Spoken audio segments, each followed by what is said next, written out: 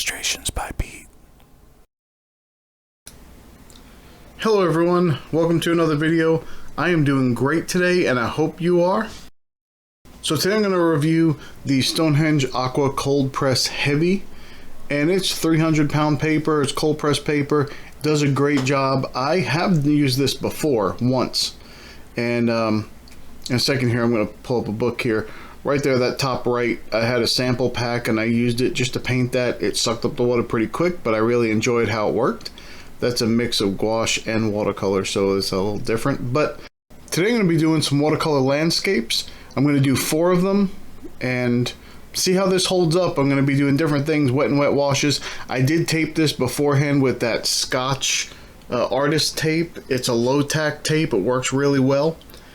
And I'm just going to start out soaking the paper, doing wet on wet here, and just see how it holds up. There was a couple of areas in the paper that I thought there were some flaws in the paper. You'll see a small one on the lower right here in a minute. You can almost see it there on the right side, but you'll see it. It'll there it is. You'll see it come out when, as soon as I put that Perlin green on there, it came out pretty good.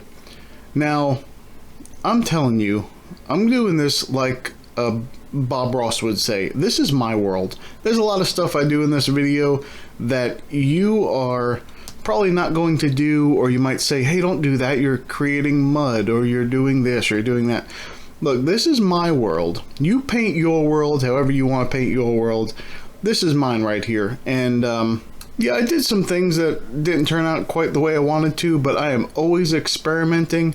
I'm not trying to just do things the same way I did them last time. I might want a different effect, and I'm trying out new things, and that's what I use this kind of stuff for. So this is how I enjoy doing it. I like mostly how they came out. The top 2 were okay. The bottom right was good. The bottom left did not turn out as the way that I wanted to, but it's all this. It's all the same. It's all fine. I had fun.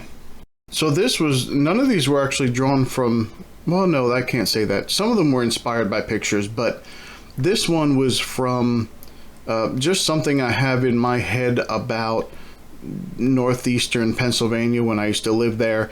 And the mountains, there's a lot of mountains there, and they're kind of pretty, I guess, sometimes, but they're just shale. So sometimes you look from a distance, they're kind of dark in spots. And that's all I was doing there. And it was a little misty. It's always misty up there, especially in winter time, and that's what I did. Now, mountains are one of my favorite things to paint, and I enjoy painting them almost as much as I like painting barns. And I'll say some days maybe a little bit more. But I love painting mountains, so I did 2 mountain scenes. And maybe a third one if you count the bottom right one later as a mountain. It's not really a mountain, but, well, you'll see. Anyway, I want to thank all of you for watching videos. Almost at the 25 subscriber mark, and as soon as I get there, at least at the time of this recording, I'm not there. I may be there by the time you see this, but I'm not quite there yet. But thank you to everyone who watches the videos. Thank you for those who have subscribed to the channel. I appreciate it. Alright, so I really like these brushes. This is a dagger brush or a sword brush. It's a little bit more of a sharper cut, a sharper angle than some of the other ones. So one of the things I really like about it is that it has a sharp point on it. You can get really fine detail with. You can also use it broad strokes and soak the paper. It works really well. It's a very, it's flexible. Let's put it that way. It's flexible. You can use it for a lot of different things. It's versatile. But I usually use water brushes for a lot of the art that I do. Now, I don't know why. A lot of people don't like water brushes, and at first I didn't either. They were very hard to learn how to use properly, but once you learn how to use them, they're extremely convenient. You don't have to have all these cups around for water, and you just have a little towel that you use, and I would recommend a towel that you can just wash. It's not a big deal. You just wash it out. I actually feel like I have more control with a water brush than I do with a regular brush, but it's harder to get the dry brush effects that you see in this video, especially up on those mountains. I just put some pigment down, then wet it a little bit and move the color around. It's going to be very hard to do with a water brush. You can do it. It's just very difficult to constantly keep drying the water brush so that there's not a lot of water on the brush. And I use that a lot. I use that technique a lot in this whole painting on all 4 of these. So I decided to go with the regular brush, and I like these. This is a Simply Simmons brush. Very cheap, very, very inexpensive. And in just a second, you're going to see me using the wrong brush. So anyway, this was a little detail brush. I thought, oh, let me see if I can get some little details. But it holds absolutely no water. It's really for dotting things with some white after or something, maybe in an eye or something. It's not really for this, but it worked out okay. It worked out just fine. Now, as mentioned earlier, I am always experimenting, and that means that a lot of times, a lot of the things that I do, they're messed up. They're not correct. They're a little strange. And sometimes I will put a little bit of tension in whatever I'm drawing or painting on purpose. So something doesn't quite look right. It doesn't have quite the right angle on it, or with a branch or something, I might put it in front of one and behind another, and it just looks kind of weird or funny. I do that on purpose. What some people call tension, I call interest. So I'm pulling you to a section of the painting, and it's not going to be perfect, and that's okay with me. And as I'm thinking about it, I don't think I actually think about it like this all the time, but the way I kind of think about it is, if I give you something to look at that might be a little off, you won't pick apart the rest of it, and that's okay. It's something that maybe I'm okay with that, and that's all that really matters. You know, the great thing about art is that you get to decide what your art looks like, what level of perfection or imperfection you hold to. That is up to you. And for most of the things, I am a perfectionist when I do just about anything, but I let go when it comes to art. I let whatever happens on that paper happen. I don't care if it messes up, and that's fine with me. I'll still finish it. I guess it's very therapeutic for me because it is that one area of my life that I just let it go, and whatever happens, happens. So I'm going to share a little story with you. Recently, I went to, I had pain in my body. It was pretty severe.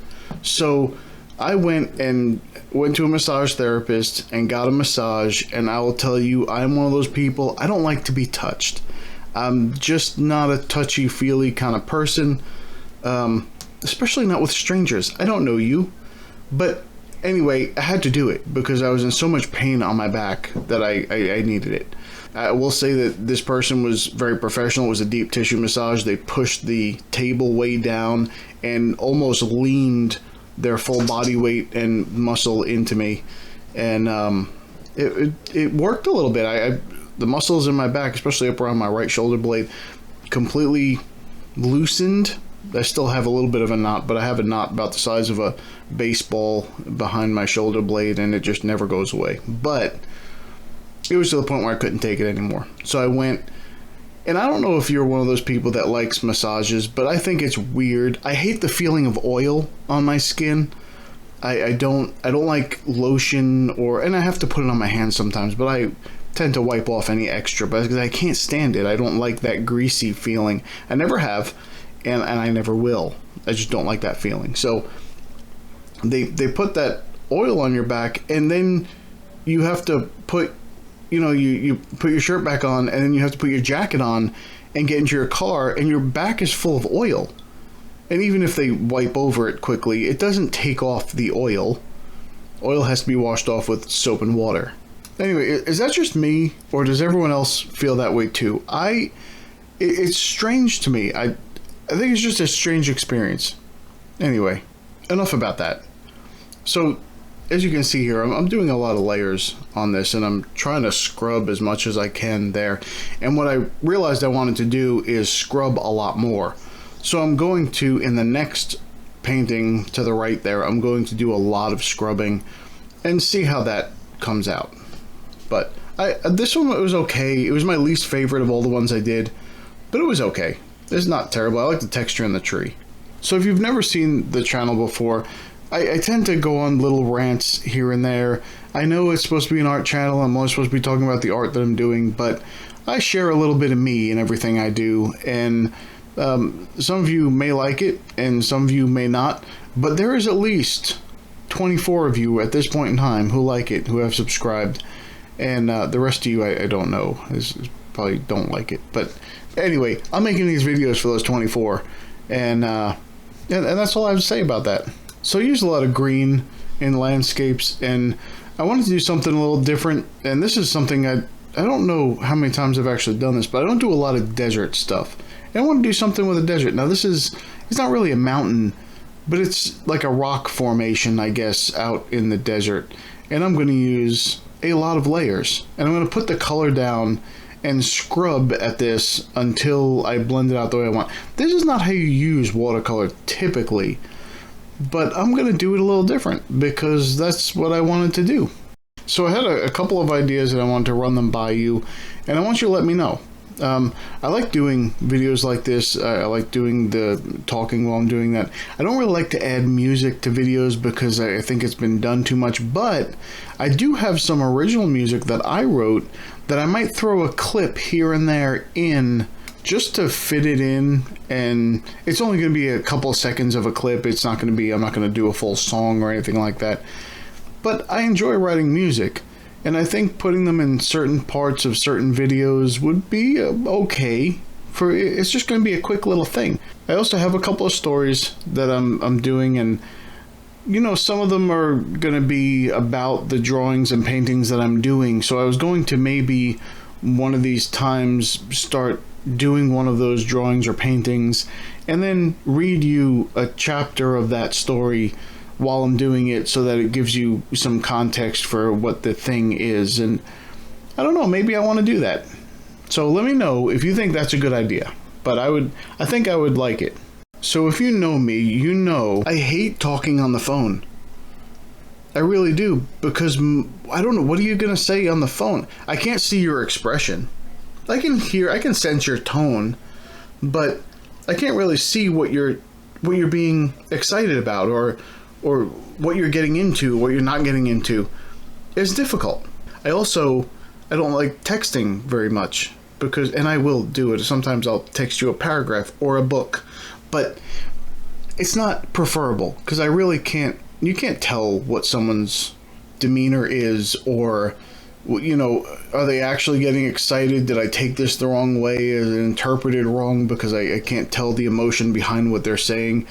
But anyway, it's just not something that I like. So I like doing deep dives and philosophical rantings, but if anything else, I am the most boring person you will ever talk to. I really have nothing to say. It's strange that I can do these videos and I have things to say, but like I said in the last video, I rehearse these things. I pretty much put them down and say, okay, this is what I want to talk about. I don't write down exactly what I want to say. But you know what I mean. I write down the topics and then I talk about those things. So anyway, this paper, not to jump to another subject that drastically, but this paper held up very well. I was scrubbing this a lot. I just put the color on the paper and scrubbed it and scrubbed it and scrubbed it until I blended it out, which you're not supposed to do with watercolor. But it held up very well. The paper, for a thick paper, for 300-pound watercolor paper, it held up very well. I was able to scrub it and never had anything lift on me. I was able to do wet and wet. It didn't soak in the water too fast. I really like this paper and I highly recommend it. And no, I am not paid to say that. I wish I was paid to say that, but I'm not. This is not a paid promotion. I just bought it myself because I liked it. I enjoyed the sample cards. And full disclosure, I did not buy this though. It was given to me as a gift by a relative. It was not sent to me by the company though. So the question I have for you today is, do you like massages? Do you mind oil touching your skin? What kind of paper do you like? Do you like doing landscapes? No, the real question is, do you enjoy these videos? Do you like watching me do the abstract doodles instead? Or do you like watercolor? Do you like acrylic? What would you like for me to do? Well, thank you for watching, and I'll see you in the next video. Bye.